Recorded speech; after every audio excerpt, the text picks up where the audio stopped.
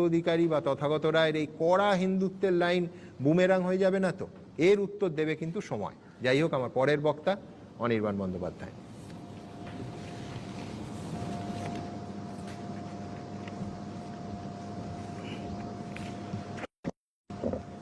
সরস্বতী পুজো বন্ধ করা নিয়ে সুমনদা আপনারই একটি অনুষ্ঠানে আমি ছিলাম ঘণ্টাখানেক সঙ্গে সুমনে। সেখানেই যোগেশচন্দ্র চৌধুরী কলেজে সরস্বতী পুজো কোট বন্ধ করার যে অভিযোগ, তাকে কেন্দ্র করে আমি এক বিজেপি নেতা, যিনি ঘটনাচক্রে ওখানকার প্রিন্সিপালও বটে, তাকে আমি অপদার্থ এবং শয়তান দুটোই বলেছিলাম। সেই প্যানেলের মধ্যে তো বটেই, অনেকে পরেও আমাকে বলেছিলেন না বললেই পারতে। কিন্তু একটু আগে কথাবার্তাগুলো শুনে আমি এখন নিশ্চিত হলাম যে বলেছি তো বেশ করেছি, আর অনেক কিছু বলা উচিত ছিল যেটা স্বাভাবিকভাবে এখনো বলা যায় না, ভবিষ্যতে নিশ্চয়ই বলবো। এবং যে সরস্বতী পুজোর কথা তথাগতবাবু বললেন, বন্ধ হওয়া তো দূরে থাক, এই যোগেশচন্দ্র কলেজে বরং একের বেশি দুটো সরস্বতী পুজো হয়েছে। কে করবে তাই নিয়ে লড়াই, সেখানে ছাত্রদের ধর্ম, ছাত্রীদের ধর্ম নিয়ে যে নোংরামোটা সেখানকার বিজেপি নেতা তথা অধ্যক্ষ করেছিলেন, সেই নোংরামোটাই আপনাদের একমাত্র সম্বল, এটা আমরা জানি, নতুন কোনো কথা নয়। আপনি একজন নরেন্দ্রর কথা বলে শুরু করলেন, সেই নরেন্দ্রই যে মোগল সাম্রাজ্যকে এবং সম্রাট আকবরকে ভারতবর্ষের শ্রেষ্ঠতম রাজা বা সম্রাট বা শাসকদের একজন মনে করেন, সেইটা বোধ করি আপনাদের চোখে পড়ে না। কারণ আপনারা তো মনে করেন যে সেই মোগল সাম্রাজ্যের আমল থেকে, ইসলামী আমল থেকেই আমরা পরাধীন। কিন্তু যে নরেন্দ্রের কথা আপনি বললেন, নরেন্দ্রনাথ দত্ত, দামোদর দাসের কথা বলছি না, তিনি কিন্তু মনে করতেন Akbar is the greatest monarch of India এবং মুঘল ডাইনেস্টি মোটেই পরাধীনতার কোনো চিহ্ন ছিল না। এবং তার একজন ভাবশিষ্য বলতে পারি, বা তার বিভিন্ন কাজকর্মে অনুপ্রাণিত খুব সামান্য একটি নাম, সুভাষচন্দ্র বসু। জানি না আপনারা শুনেছেন কিনা। সেই সুভাষবাবু রাজনীতিতে ধর্ম আনার বিষয়ে, ধর্মকে মেলাবার বিষয়ে কি অবস্থান নিয়েছিলেন, তার রাজনৈতিক গুরু দেশবন্ধু চিত্তরঞ্জন দাস বেঙ্গল প্যাক্ট 1923-র মাধ্যমে এই বাংলায় যে সাম্প্রদায়িক রাজনীতির কথা আপনি বলছেন, যেটাকে আপনি জাস্টিফাই করছেন, সেটা সমস্যার সমাধান হিসেবে যে বেঙ্গল প্যাক্টকে তিনি তৈরি করেছিলেন, সেই দেশবন্ধু হোক বা নেতাজি সুভাষচন্দ্র বসু হন, তারা কিন্তু রাজনীতিতে ধর্ম মেশানোর প্রশ্নে এতটাই বিরুদ্ধ কঠোর অবস্থান নিয়েছিলেন যে শ্যামাপ্রসাদ মুখার্জি, আপনার ভাষায় একজন মহাপুরুষ, তিনি যখন নেতাজির কাছে 1940 সালের কলকাতা কর্পোরেশনের ইলেকশনের আগে যান কিছু প্রস্তাব নিয়ে, হিন্দুত্বের পক্ষে দাঁড়ানোর প্রস্তাব নিয়ে, হিন্দু মহাসভার তখন গঠন হয়েছে কলকাতায়, তার শাখা টাকা ইত্যাদি খুলেছে, সাভারকার এসছেন, এসব হচ্ছে, ব্রিটিশদের বিরুদ্ধে লড়াই ঠড়াই নয়, পরাধীন ভারতকে মুক্ত করার লড়াই নয়, হিন্দু বনাম মুসলমান লড়াইয়ের প্রস্তাব নিয়ে নেতাজি সুভাষের কাছে যখন আপনার ভাষায় মহাপুরুষ শ্যামাবাবু গেছিলেন, নেতাজি কি উত্তরটা দিয়েছিলেন সেটা অন্য কোনো হিস্টোরিয়ান দরকার নেই, কোনো আপনাদের ভাষায় বামো ইসলামিক ঐতিহাসিকের কথা বলছি না। লিভস ফ্রম আ ডায়েরি, শ্যামাপ্রসাদের নিজের লেখা ডায়েরি, সেখানে তিনি লিখছেন। এবার যে দুটো শব্দ বলবো, একটু কল্পনা করার চেষ্টা করবেন, বাংলার মাটিতে দাঁড়িয়ে এই দুটো শব্দ নেতাজিকে কেউ বলেছিলেন, দেশ বিরোধী, হিন্দু বিরোধী। এটা অন্য কাউকে নয়, সুভাষচন্দ্র বসুকে বলেছিলেন শ্যামাপ্রসাদ মুখার্জি। একটু একটু সময় নিয়ে একটু ভাবুন, নেতাজি সুভাষচন্দ্র বসুকে দেশ বিরোধী এবং হিন্দু বিরোধী বলছেন শ্যামাপ্রসাদ মুখার্জি বাংলার মাটিতে দাঁড়িয়ে। এবং নেতাজি তাকে, মানে কেন তাকে নেতাজিকে এই কথা দুটো বলতে হচ্ছে, কারণ নেতাজি বলেছিলেন যদি এই ধরনের চেষ্টা হয় আমি দরকারে বল প্রয়োগ করে আটকাবো, এই রকম প্রচেষ্টা আমি বাংলার মাটিতে, ভারতের মাটিতে সফল হতে দেব না। তাই শ্যামাপ্রসাদের খুব রাগ। এই শ্যামাপ্রসাদ মুখার্জি মহাপুরুষ, তার আর একটা ঘটনা বলি। 43-এর মন্বন্তর প্রায় 30 লক্ষ বাঙালি না খেতে পেয়ে মারা গেছিলেন। চার্চিলের সেই কুকীর্তির কথা আমরা জানি। এবং জিরাটে, বলাগড় এলাকার জিরাট তো তাদের শ্যামাপ্রসাদ বাবুদের আদি বাড়ি, আশুতোষ বাবুদের আদি বাড়ি, সেইখানে রাজাপুর গ্রাম, যদি আমার খুব ভুল না হয়, ওনাদের পৈতৃক ভিটে যেখানে ছিল, সেখানে 52টি পরিবার তখন রয়েছে, 52টি পরিবার। চিত্তপ্রসাদ এবং সুনীল জানা, চিত্তপ্রসাদ মানে শিল্পী চিত্তপ্রসাদের কথা বলছি, এরা দুজন তখন বেরিয়েছেন গোটা বাংলায় মন্বন্তরের ছবি কীরকম সেটা ফুটিয়ে তুলতে। চিত্তপ্রসাদের বিখ্যাত সিরিজ আছে, আপনারা জানেন, সেই আঁকা মন্বন্তর নিয়ে, দুর্ভিক্ষ নিয়ে। সেখানে চিত্তপ্রসাদ দেখছেন এই রাজাপুর গ্রামে 52টি পরিবার ছিল, রয়েছে আর মাত্র 6টি, বাকি সব না খেতে পেয়ে মুছে গেছে। কিন্তু সেই গ্রামের মধ্যে শ্যামাপ্রসাদের পৈতৃক ভিটে, যেটা ভগ্নপ্রায় অবস্থায় ছিল, তার ঠিক পাশেই ওই মন্বন্তরের সময় প্রাসাদোপম বাড়ি বানাচ্ছেন শ্যামাপ্রসাদ, এবং সেখানে ফুর্তি ফাত্তা করতে আসেন তার বন্ধুরা। এটা ইতিহাস, এটা চিত্তপ্রসাদের কথায়, তার লেখায় রয়েছে। এই হচ্ছেন মহাপুরুষ শ্যামাপ্রসাদ, মনে রাখবেন। যখন হিন্দু বাঙালি করছিলেন না, আমার ধারণা জিরাটা ওই সময় মুসলমান বাঙালি করে ছিল না, সব হিন্দু বাঙালি। যখন না খেতে পেয়ে মারা যাচ্ছে, তখন শ্যামাপ্রসাদ ওখানে ফুর্তি করতে আসছেন। এই হচ্ছেন মহাপুরুষ। ইনি নাকি আমাদের হিন্দু বাঙালিদের হোমল্যান্ড দিয়েছেন, এটা আমাদের মানতে হবে। যে নেতাজি সুভাষকে দেশ বিরোধী, হিন্দু বিরোধী বলে, যে না খেতে পাওয়া হিন্দু বাঙালির লাশের ওপর দাঁড়িয়ে অট্টালিকা তৈরি করে সেখানে ফুর্তি মোৎসব করে, তিনি হচ্ছেন আমাদের মহাপুরুষ। এইটা যাদের রাজনৈতিক অবস্থান, তাদেরকে অপদার্থ বা শয়তান বলে আমি আসলে অন্যায় করেছি, কারণ আমি কম বলেছি, অনেক বেশি বলা উচিত ছিল। ধর্ম নিয়ে রাজনীতির কথা হচ্ছে, এত হিন্দু বাঙালির প্রতি দরদ। একটা নাম বলছি, বিনোদ রুইদাস। এই যে মহাকুম্ভ করে যে একটা চারিদিকে একটা ফ্রেন্সি তৈরি করেছেন, একটা উন্মাদনা তৈরি করেছেন, সেইখানে এই পদপিষ্ট হয়ে মারা গেছেন একজন হিন্দু বাঙালি। একটাই নাম বললাম, মারা গেছেন অনেক। 6 জন আপনারা বলছেন সংখ্যাটা অনেক বেশি, 30 জন আপনারা বলছেন সংখ্যাটা অনেক বেশি, কিন্তু এই বাংলার যে হিন্দু বাঙালি, ভগবানে বিশ্বাসী বাঙালি, হিন্দু ধর্মে বিশ্বাসী বাঙালি, ওখানে গিয়ে লাশ হয়ে ফিরে এলো, কোনো ডেথ সার্টিফিকেট নেই, পোস্টমর্টেম নেই, কোনো কাগজ নেই। তাদের বাড়িতে হিন্দু বাঙালির মসিহারা কেউ যান না, এখন অবধি কেউ যাননি। বিধানসভার বাইরে দাঁড়িয়ে মমতা বন্দ্যোপাধ্যায়কে জঙ্গি বলছে। যে লোকটি বাইরে দাঁড়িয়ে জঙ্গি বলছে, সে আজ অবধি এদের বাড়িতে গেছে, এদের একজনের বাড়িতে গিয়ে খোঁজ নিয়েছে যে আচ্ছা আপনাদের ডেথ সার্টিফিকেটটা তো পাননি, আমি সাহায্য করবো, পারবে না।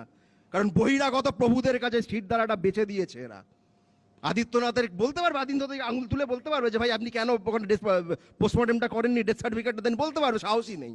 কারণ এই ধরনের লোকের আছে, শ্যামাপ্রসাদ হোক বা শুভেন্দু অধিকারী বা এখানে উপস্থিত যারা রয়েছেন এদের ভাবশিষ্যরা, এরা আসলে কাপুরুষ। সরাসরি বলছে, এরা আসলে কাপুরুষ।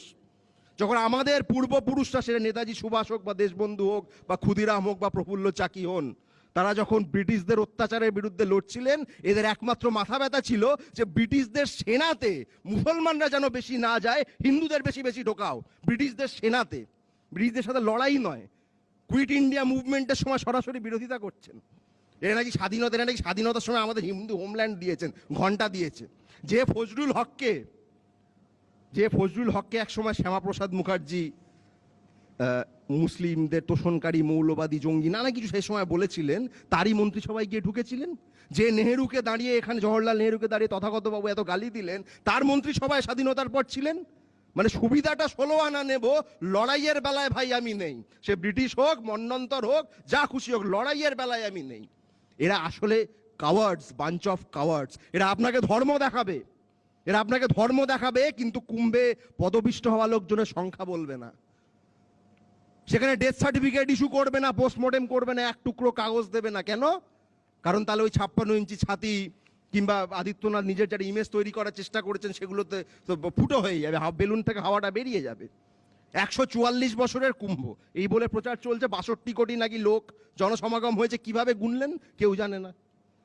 একাধিক সাংবাদিক যদিও নানা রকম হিসাব কষে দেখিয়েছেন যে 1 কোটির বেশি হতে পারে না, কারণ সেখানে যাওয়ার তো উপায় নেই, লোকে উড়ে উড়ে যাবে না রে বাবা। প্লেনে করে গুটি কয় লোক গেছে, বড় লোকরা গেছে, ট্রেনে গরু গাধার মতো যেভাবে লোক যাচ্ছে, তাও সংখ্যা কত? সে সংখ্যা মিলিয়ে ঠিলিয়ে যেটুকু দেখা গেছে, বা একজন মানুষ যদি এক জায়গায় দাঁড়ায়, তার যেটুকু জায়গা লাগে, গোটা এলাহাবাদ বা প্রয়াগরাজ জুড়ে যত স্কোয়ার কিলোমিটার রয়েছে, সে হিসাব করে দেখা গেছে সব মিলিয়ে 1 কোটির আশেপাশে সংখ্যাটা। 62 কোটি তো বহু দূরের কথা। এবং এটা এত বড় মিথ্যাবাদী। 2023 সালের উত্তরপ্রদেশ সরকারের একটি ডকুমেন্ট আছে, ডকুমেন্টটা হচ্ছে মাস গ্যাদারিংসে কিভাবে ভিড় সামলাবেন। এটা ডকুমেন্ট রয়েছে, পাওয়া যায়, অনলাইনে পাবেন আপনারা। তার 50 নম্বর পাতায় অখিলেশ যাদবের পূর্বতন যে সরকার ছিল, সমাজবাদী সরকার, তাদেরকে সমালোচনা করতে গিয়ে লিখছে যে 2013 সালের কুম্ভটা হচ্ছে 144 বছরের মহাকুম্ভ। এটা ইউপি সরকার নিজে লিখেছে 2023 সালের একটা ডকুমেন্টে, আর এখন প্রচার করছে এটাও নাকি 144 বছরের মহাকুম্ভ। লে ভাই, 10 বছরের অন্তর 144 বছর হয় না? এ কোন হিসাব? মানে তো খোদ আর্যভট্ট থাকলে গলায় দড়ি দিতেন আর একবার। 2013টাও মহাকুম্ভ, 2025টাও নাকি মহাকুম্ভ। 12 বছরের মধ্যে 144 বছর হয়ে গেল। এই আসলে এই যে মিথ্যার প্রচার, মিথ্যার বেশাতি, এর ওপর ভিত্তি করেই দাঁড়িয়ে আছে এদের রাজনীতি। কোনোভাবেই সে আপনি হিন্দু হন, মুসলমান হন, খ্রিস্টান হন, নাস্তিক হন, আস্তিক, যা খুশি হন, মানুষের কোনো ভালো নিয়ে এদের মাথা ব্যথা নেই নেই নেই।